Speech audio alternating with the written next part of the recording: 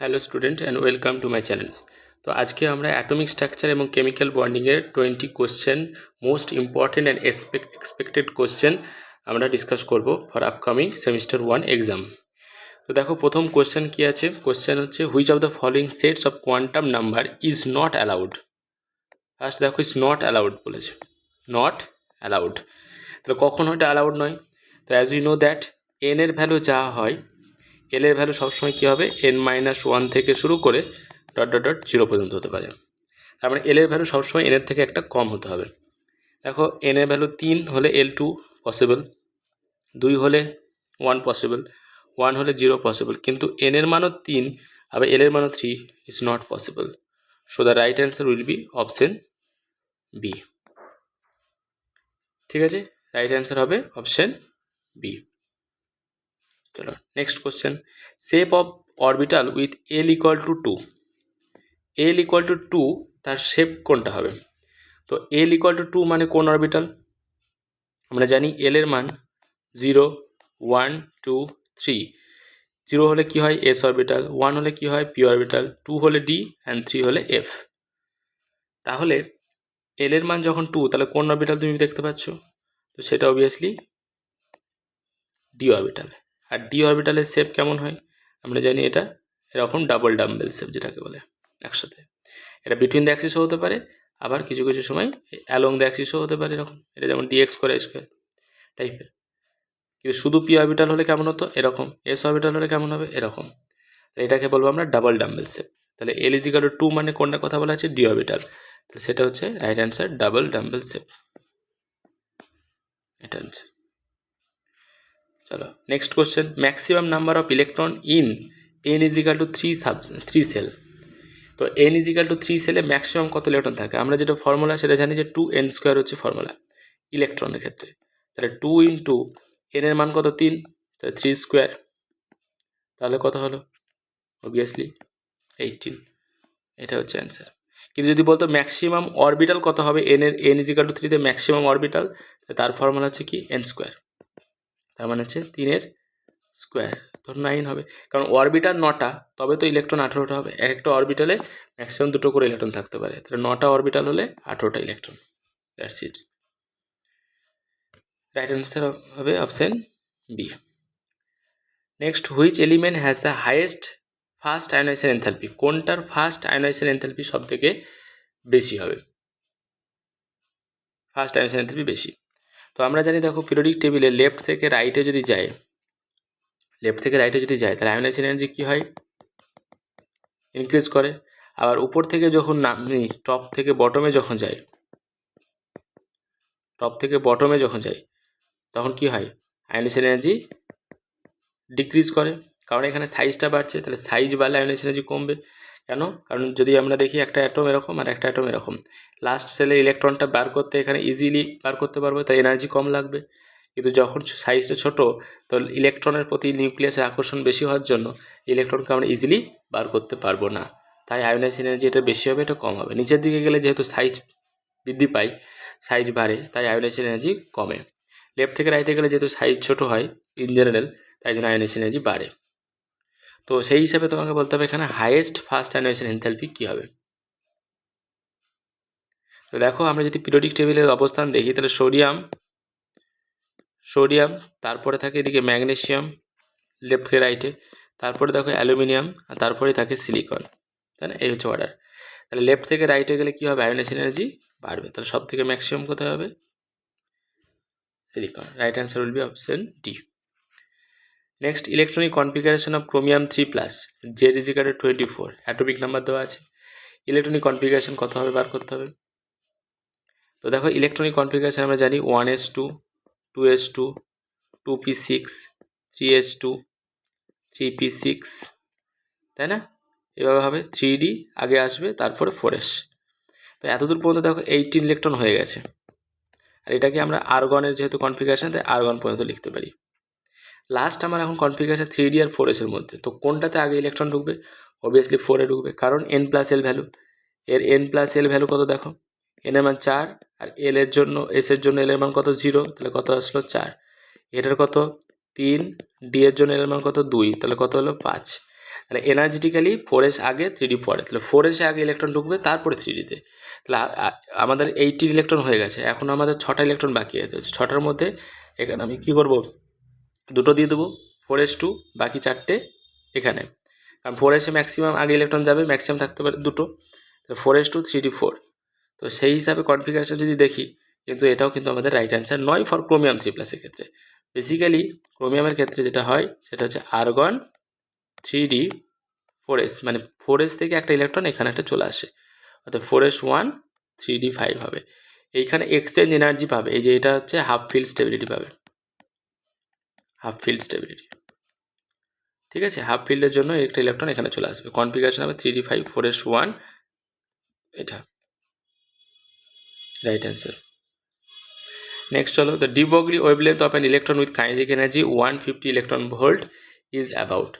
তো de Broglie wavelength আমাকে কী করতে হবে, ল্যামডা, ফর্মুলা কি আমার, lambda is equal to h/mv, h/mv, ঠিক আছে। ডি ব্রগলি ওয়েভলেন্থ এটা বার করতে হবে।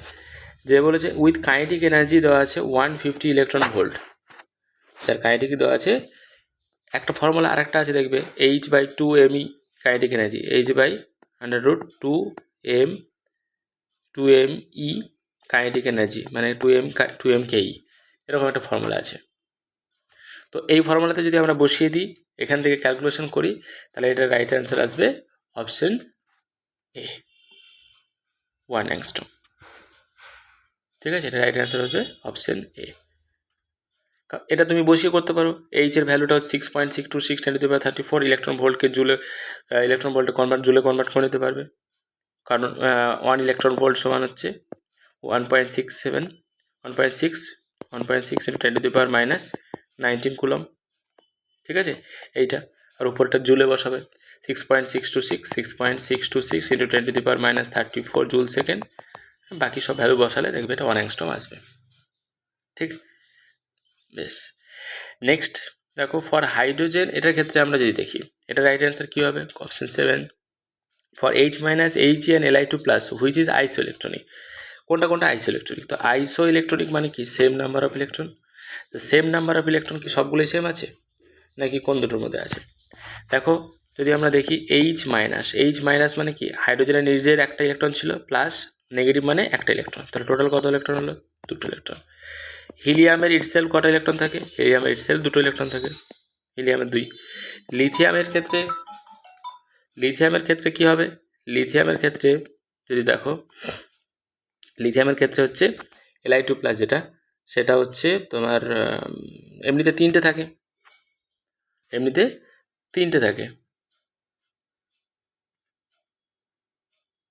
কিন্তু এখানে কি করেছে, লিথিয়াম 2+, হ্যাঁ, তাহলে 2+ মানে কি হবে, একটা হয়ে গেলো। তাহলে শুধু লিথিয়ামের কটা থাকে, শুধু লিথিয়ামের হচ্ছে 3টে ইলেকট্রন, 3 ইলেকট্রন। একটা Li+ যদি বলতো তাহলে কত ইলেকট্রন হতো, 2 ইলেকট্রন, মানে একটা বেড়ে যেত। এখানে 2+ বলেছে মানে কি, দুটো বেড়ে গেছে, তাহলে একটা ইলেকট্রন। তাহলে কোনটা আইসো ইলেকট্রনিক হলো, প্রথম দুটো, অতএব option B, H- and helium only, question number 7। Okay, চলো নেক্সট কোশ্চেন দেখো, বন্ড অর্ডার অফ O2 2-, তো O2 2- এর ক্ষেত্রে বন্ড অর্ডার কত। তা আমি একটা এমনি ট্রিক্স বলেছিলাম যে O2 2-, যে O2-র ক্ষেত্রে বন্ড অর্ডার হচ্ছে এমনিতে 2, প্লাস উপর দিকে যদি 1 করে বাড়তে থাকে, O2+ মানে হচ্ছে 2.5, O2 2+ যদি হয় তাহলে 3.5 করে বেড়ে যাবে। আর O2 নিচে যদি দেখো O2- হয় তাহলে 0.5 করে কমে যাবে, তাহলে 1.5, 2 এর থেকে 1.5 হয়ে গেল। আর O2 2- যদি করো তাহলে কী হলো, আরও 0.5 কমে যাবে, তাহলে 1। তাহলে এক দেখায় আমরা বলতে পারি O2 2- মানে বন্ড অর্ডার 1। তো right answer will be option A. Okay, আর তাছাড়া নর্মালভাবে যেভাবে করা হয়, σ1 σ1 σ2 করে যদি আমরা করি অ্যারেঞ্জমেন্ট, তো লাস্টে দেখবে যে π2px আর π2py যে দুটো আছে, সেখানে কিন্তু একটা এরকম ফুলফিল ইলেকট্রন থাকবে, অথবা এটা ডায়াম্যাগনেটিক নেচার হয়, এটা কিন্তু ডায়াম্যাগনেটিক নেচার, কোনো আনপেয়ার ইলেকট্রন থাকে না। তো বন্ড অর্ডার তখন ওই যেমন আছে সাজিয়ে, বন্ডিং ইলেকট্রন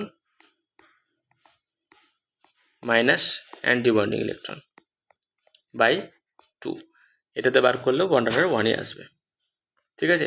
আইদার তুমি এভাবে প্রথম কথা মনে রাখতে পারো এইটা, কিন্তু জেনারেলি হচ্ছে যে এভাবে করে করা উচিত, লাস্টে তাহলে কোন ইলেকট্রনটা থাকবে বলতে পারবো আমরা ইজিলি। ঠিক আছে, বেশ, চলো নেক্সট কোশ্চেন দেখি। Which molecule has a zero dipole moment. তো জিরো ডাইপোল মোমেন্ট কীভাবে বার করবো আমরা? স্ট্রাকচার দেখতে হবে প্রথম কথা। তো স্ট্রাকচারে কী বলছে সেটা আগে দেখো। স্ট্রাকচার বলছে যে জিরো ডাইপোল মোমেন্ট স্ট্রাকচার দেখে আমরা তোমার ডাইপোল মোমেন্ট কনসিডার করতে পারি। তো অ্যামোনিয়ার ক্ষেত্রে যে স্ট্রাকচার হয় সেটা হচ্ছে এরকম পিরামিডাল, হচ্ছে স্ট্রাকচার হচ্ছে টেট্রাহেড্রাল, বা শেপ হচ্ছে পিরামিডাল দিস। ওয়াটারের ক্ষেত্রে কীরকম হবে? এইটা অ্যাঙ্গুলার শেপ, দুটো লোন পেয়ার থাকে, তাই না?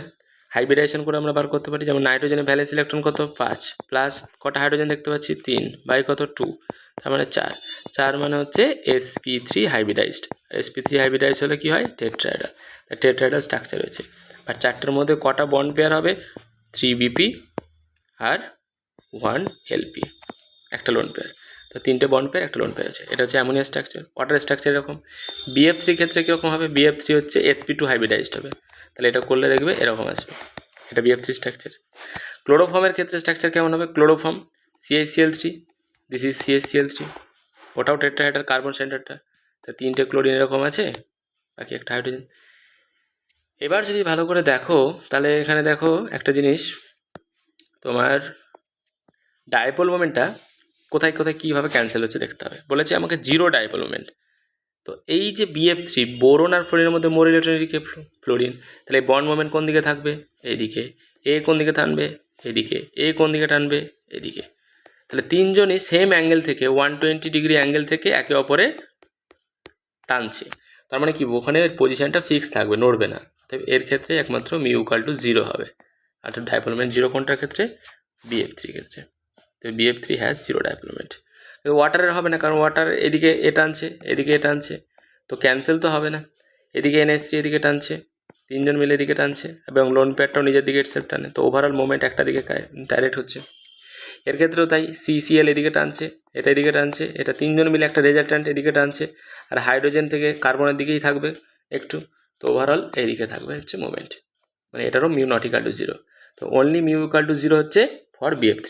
BF3 will be the right answer. Next, hybridization of the central atom in XCF4. The